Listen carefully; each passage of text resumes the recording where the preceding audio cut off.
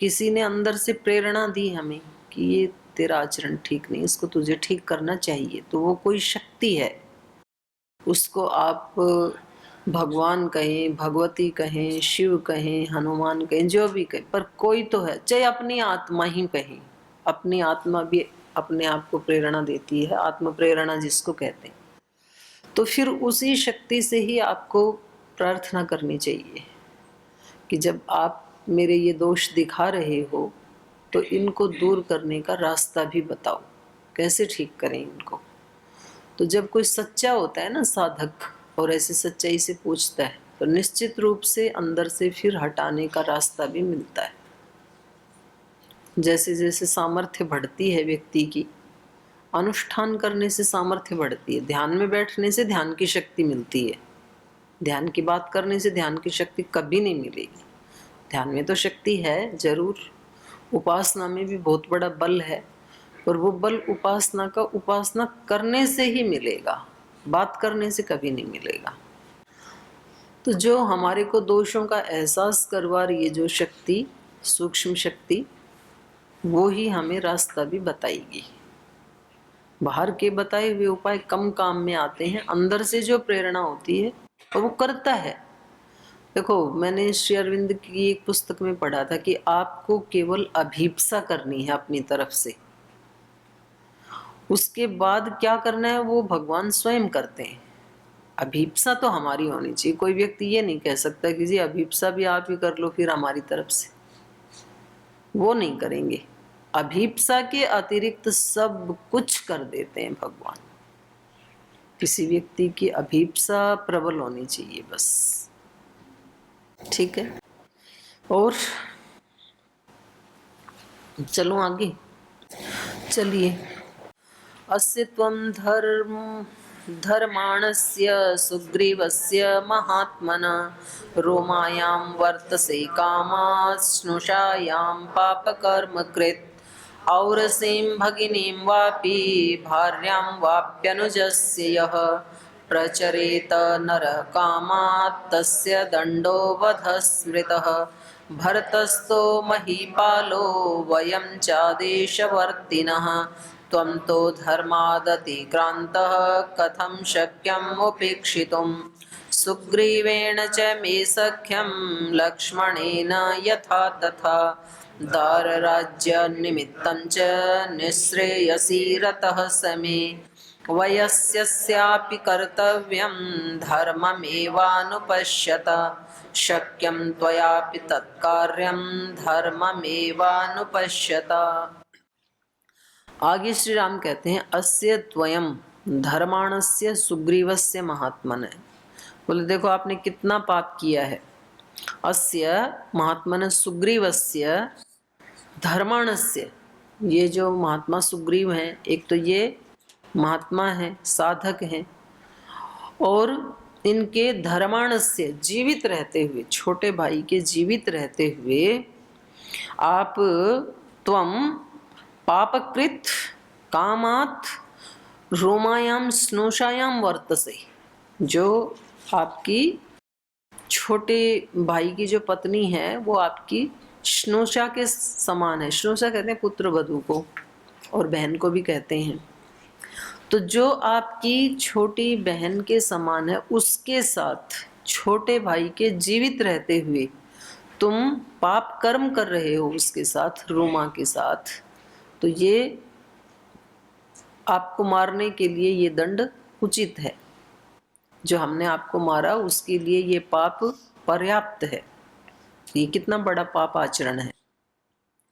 देखो, पुनर्विवाह के लिए जैसे महर्षि दयानंद ने भी अनुमति दी कि भाई जैसे किसी जवान बेटी के पति की डेथ हो जाए और उसको आगे गृहस्थ जीवन जीना है तो वो दूसरा विवाह करे, इसकी बजाय कि वो बिना विवाह करे कोई ऐसा आचरण करे जो समाज के विरुद्ध है, उसकी अपेक्षा वो विवाह कर ले, कोई दिक्कत नहीं है उसमें। लेकिन एक पति के जिंदा रहते हुए अगर कोई दूसरी पत्नी विवाह करती है तो उसको समाज में अच्छा नहीं माना जाता है। या एक पत्नी के जिंदा रहते हुए कोई पति दूसरी किसी पत्नी से शादी करे तो उसको अच्छा नहीं माना जाता। तो उस समय भी ऐसा ही था जो आज जैसा है।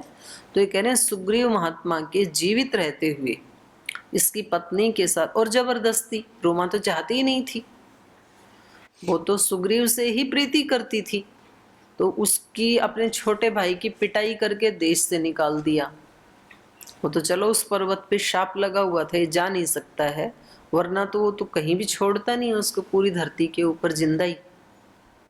और फिर उसकी पत्नी को, वो बेचारी वैसे परेशान, जिसके पति को निकाल दिया निरपराध को पीट पीट करके, तो कितनी दुखी है उसकी आत्मा पत्नी की, रोमा की, और उसको फिर जबरदस्ती अपनी पत्नी बनाना, तो ये पाप की पराकाष्ठा है। एक बार तो क्या, हजारों बार भी ऐसी आत्मा को अगर मरना पड़े तो कम है फिर भी। तो ये तो बहुत ही गलत बात है ना।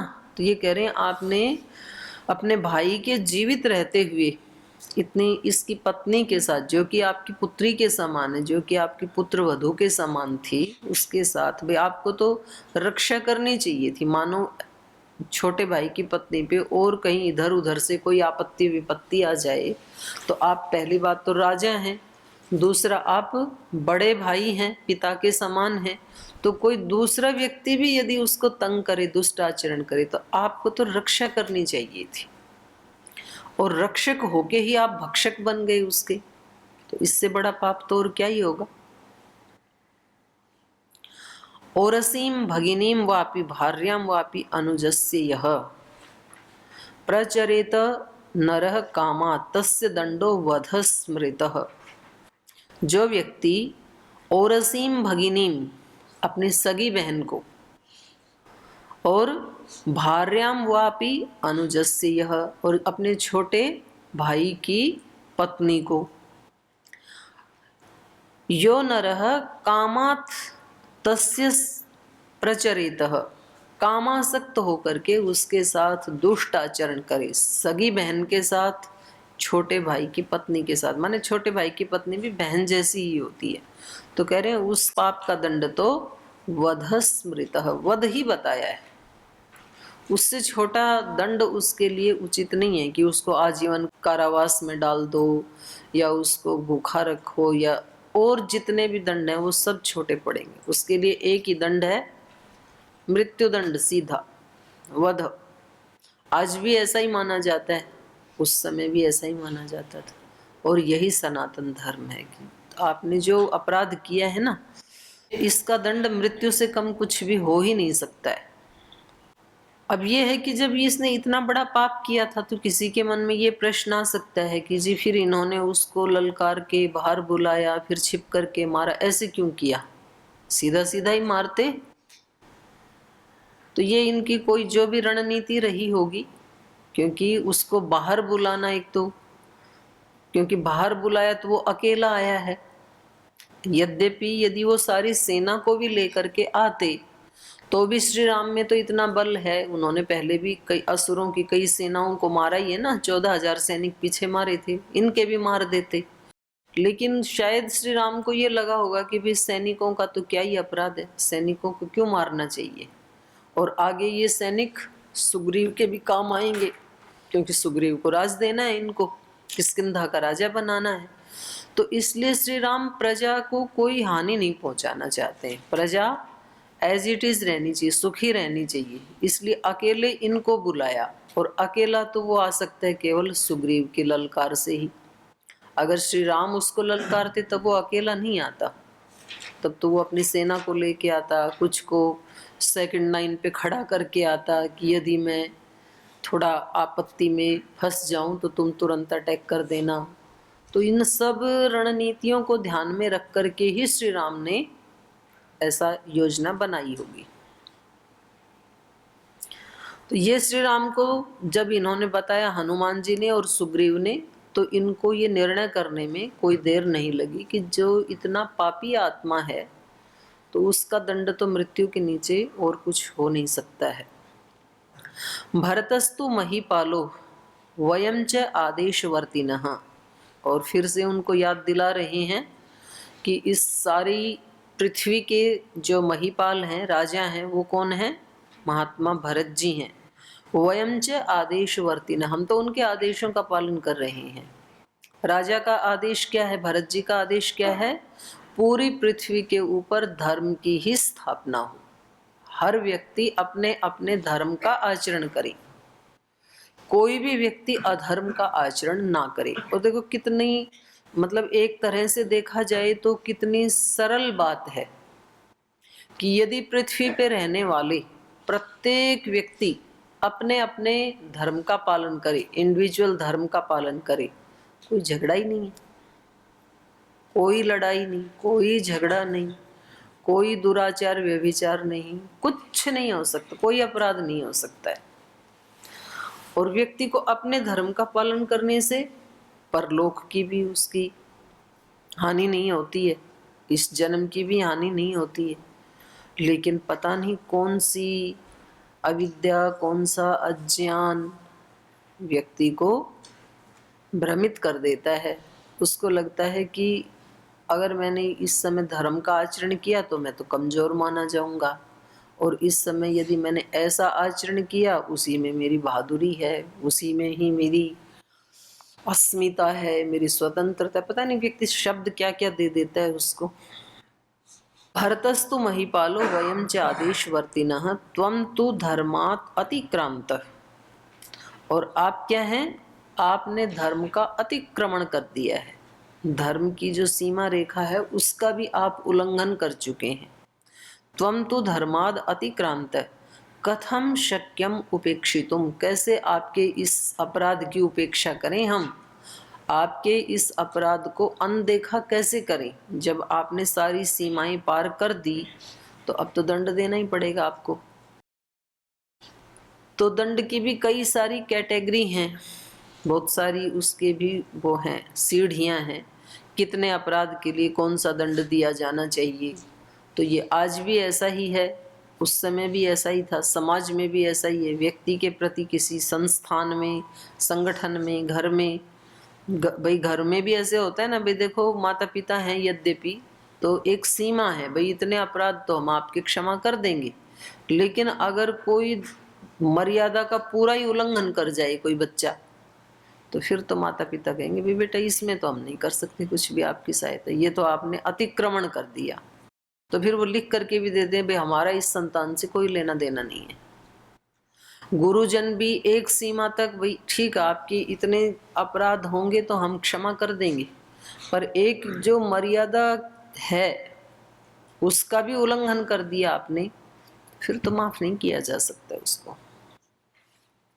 तो श्री राम इनको बता रहे हैं आराम से कि आपने क्या किया, धर्माद अतिक्रांत त्वम, तो आपने तो धर्म का अतिक्रमण ही कर दिया। कथम शक्यम उपेक्षितुम, कैसे हम आपकी उपेक्षा करें, आपके इस अपराध की उपेक्षा कैसे करें, आपको दंड तो देना ही पड़ेगा।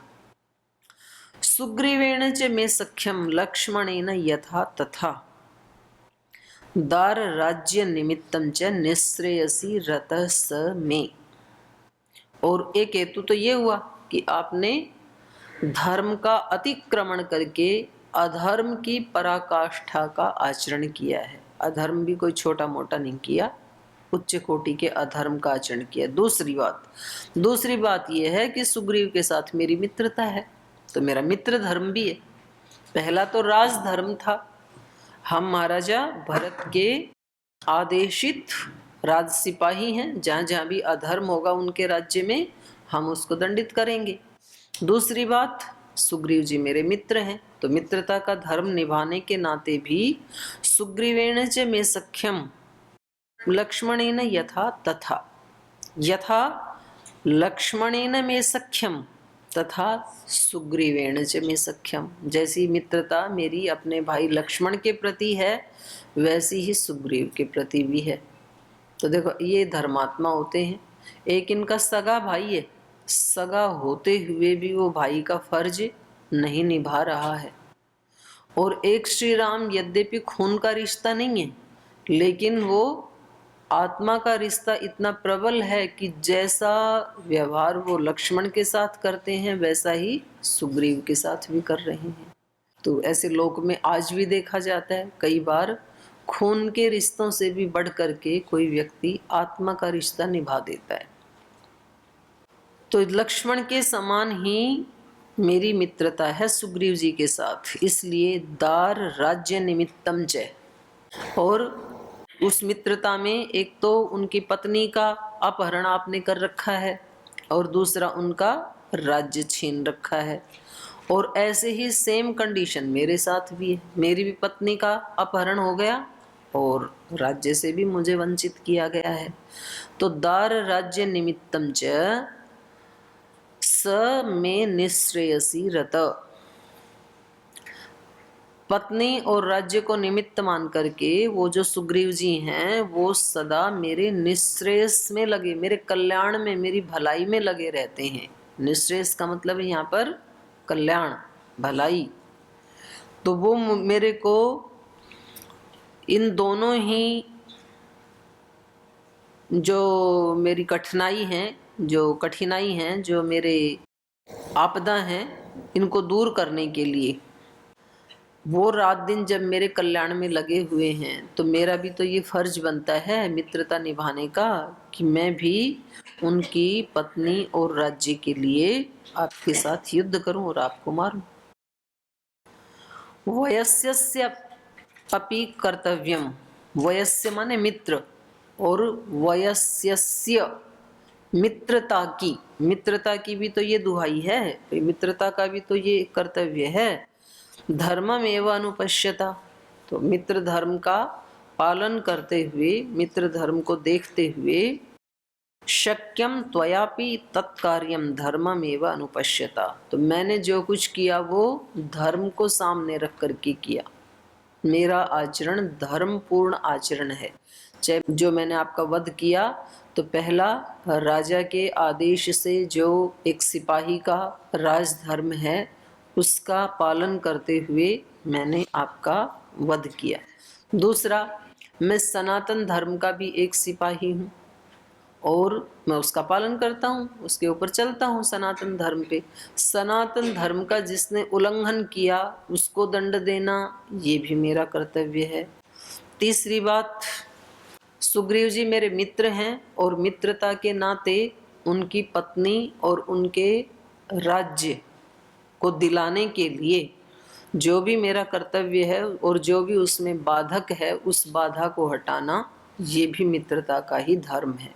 तो मैंने हर दृष्टि से धर्मम एवं अनुपश्यता, धर्म का आचरण करते हुए ही मैंने ये किया है। और आपको भी त्वयापि तत्कार्यम, आपको भी ऐसे ही करना चाहिए।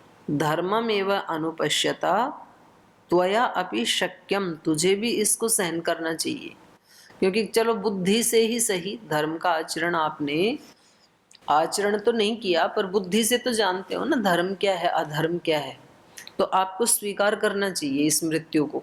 आपको ये बोलना चाहिए कि आपने जो कुछ किया श्री राम वो बिल्कुल उचित किया, मेरे जैसे पापी को, अपराधी को यही दंड मिलना चाहिए था। ऐसे कभी कभी कोई व्यक्ति स्वीकार कर लेते हैं ना, लास्ट में अपराध करते समय तो उनको नहीं लगता है कि हमने कोई अपराध किया, लेकिन बाद में समझ आ जाता है उनको, तो कहते हैं कि हाँ ठीक है, मेरे जैसे पापी व्यक्ति को यही दंड मिलना चाहिए था, आपने बिल्कुल ठीक किया। तो वहां से भी फिर उस आत्मा का जीवन संभल जाता है। श्री राम इनको कह रहे हैं कि आपको भी यही बोलना चाहिए, ऐसे ही स्वीकार करना चाहिए इस धर्म को। त्वया अपि तत्कार्यम धर्ममेव अनुपश्यता शक्यम, तुझे भी ये कार्य अर्थात अपनी मृत्यु धर्म को देखते हुए स्वीकार करनी चाहिए, इस दंड को स्वीकार करना चाहिए। आपको ये मानना चाहिए कि मैं इसी के योग्य था, आपने जो किया वो बिल्कुल ठीक किया।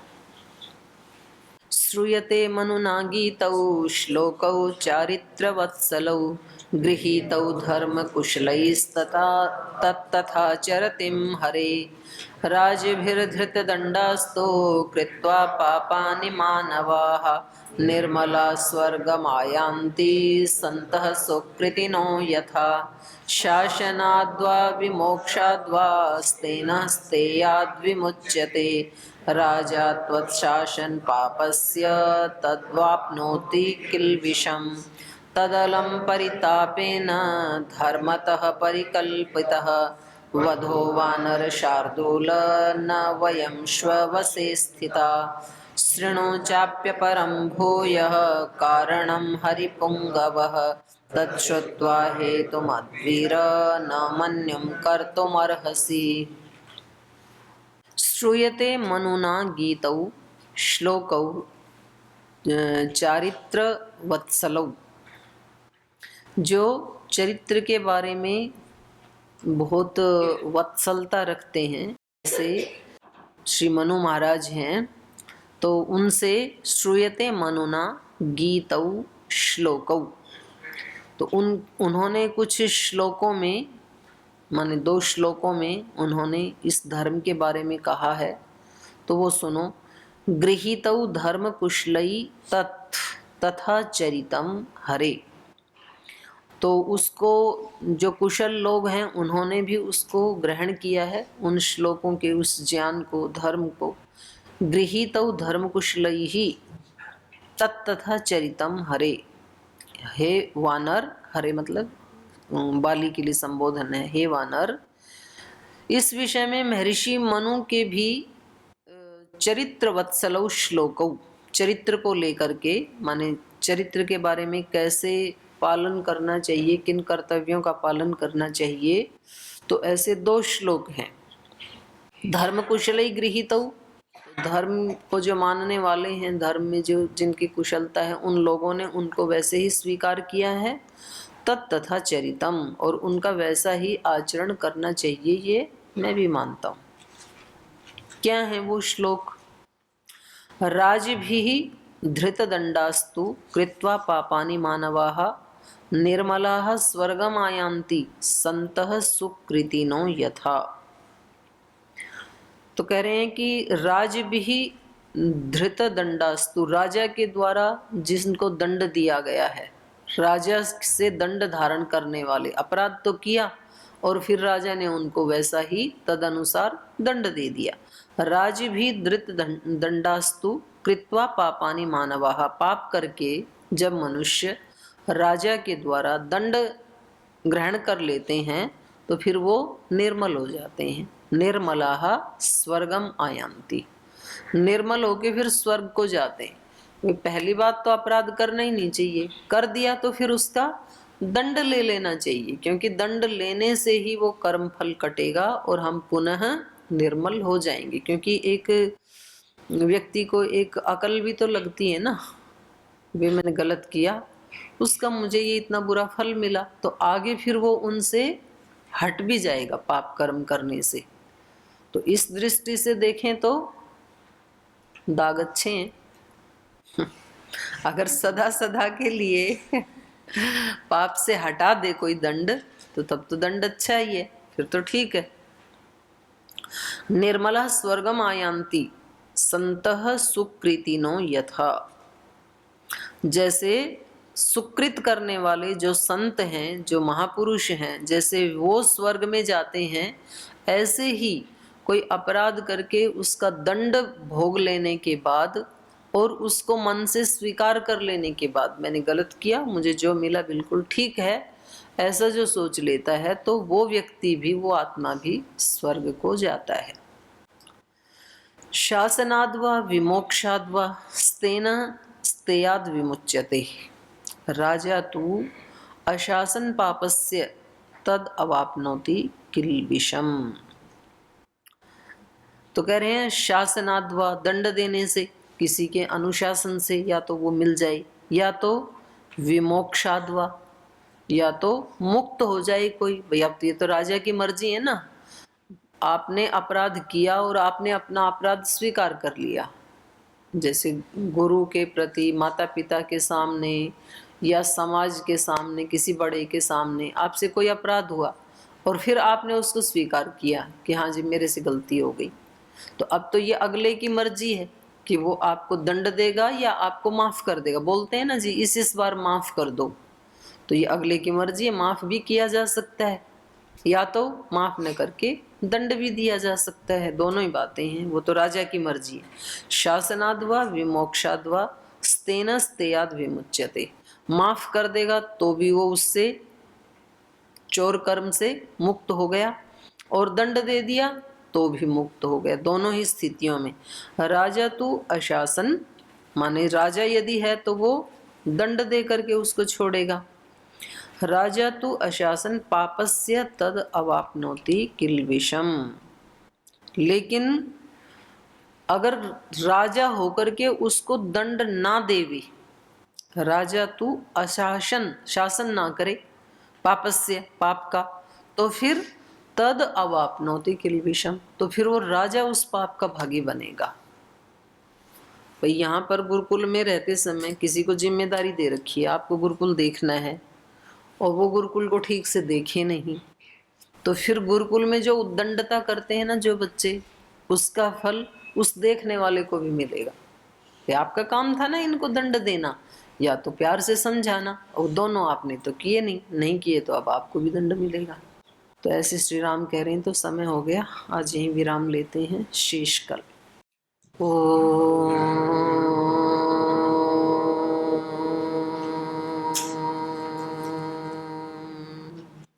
शांति शांति शांति। श्री गुरुभ्यो नमः। हे हृदयेश्वर, हे सर्वेश्वर, हे प्राणेश्वर, हे परमेश्वर, हे हृदयेश्वर, हे सर्वेश्वर, हे प्राणेश्वर, हे परमेश्वर, हे समर्थ, हे करुणा सिंधु, हे समर्थ, हे करुणा सिंधु, विनती स्वीकार करो, विनती स्वीकार करो। भूल दिखा कर उसे मिटा कर, भूल दिखा कर उसे मिटा कर, अपना प्रेम प्रदान करो, अपना प्रेम प्रदान करो। पीर हरो हरि, पीर हरो, पीर हरो हरि, पीर हरो, पीर हरो हरि, पीर हरो, पीर हरो हरि, पीर हरो। हे हृदयेश्वर, हे सर्वेश्वर, हे प्राणेश्वर, हे परमेश्वर, हे प्राणेश्वर, हे परमेश्वर, हे प्राणेश्वर, हे परमेश्वर। ओम श्री गुरुभ्यो नमः।